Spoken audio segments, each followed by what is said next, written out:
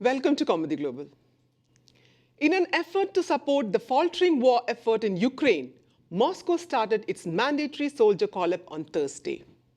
According to authorities, thousands of volunteers came forward even as Russian men fled the country to avoid being recruited. Since President Vladimir Putin ordered the mobilization of reservists on Wednesday, a major video shared on social media has claimed to show hundreds of Russian people across responding to military summonses. The call-up occurred as referendums on whether to join Russia are to be held in Moscow-controlled regions in Ukraine in the coming days. Kyiv and its allies have criticized the referendums as an unlawful territorial grab.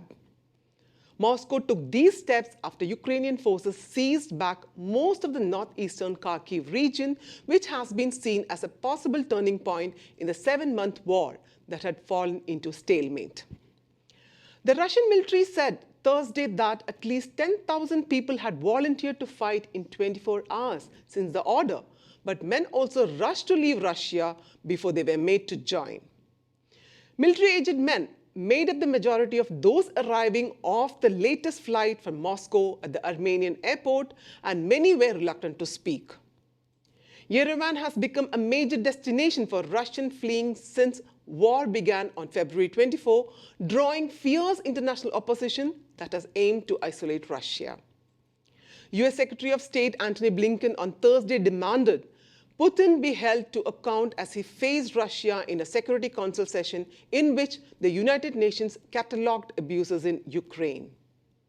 We will not let President Putin get away with it, Blinken told the Security Council in a special session as leaders met at the United Nations. Russian Foreign Minister Sergei Lavrov, whom Blinken has refused to meet individually since the February invasion, lashed out at Western accusations. There is an attempt today to impose on us a completely different narrative about Russian aggression as the origin of this tragedy, Lavrov told the Security Council. The confrontation on the diplomatic stage escalated as Kremlin installed officials in Ukrainian regions controlled by Moscow's forces vowed on Thursday to press ahead with annexation polls this week. Western leaders convening in New York this week unanimously condemned the ballots. Speaking at the United Nations, US President Joe Biden accused Russian President Vladimir Putin of shamelessly violating the UN Charter with a war aimed at extinguishing Ukraine's right to exist as a state. The integration of the war-scarred regions into Russia would represent a major escalation of the conflict, as Moscow could then try to say it was defending its own territory from Ukrainian forces. After the votes were announced by his proxy officials in Ukraine, Putin announced that Russia would call up some 3 lakh reservists to bolster the war effort and cautioned that Moscow would use all means to protect its territory. Former Russian leader Dmitry Medvedev said in a statement on social media that those means included strategic nuclear weapons. He predicted the voting regions will integrate into Russia.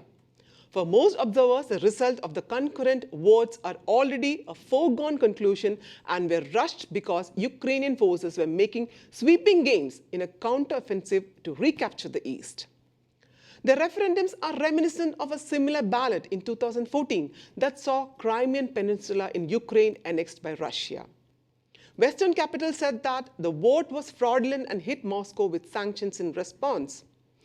Election officials in the Donetsk region, which has been partially controlled since 2014 by Moscow-backed separatists, said that voting would take place door-to-door for the first days. Putin's move this week to call upon reservists for Ukraine sparked small protests across Russia, resulting in more than 1,300 people being detained. Flights out of Russia to neighboring countries, mainly former Soviet republics, that allow Russians visa-free entry are nearly entirely booked, and prices have skyrocketed, pointing to an exodus of Russians wanting to avoid going to war.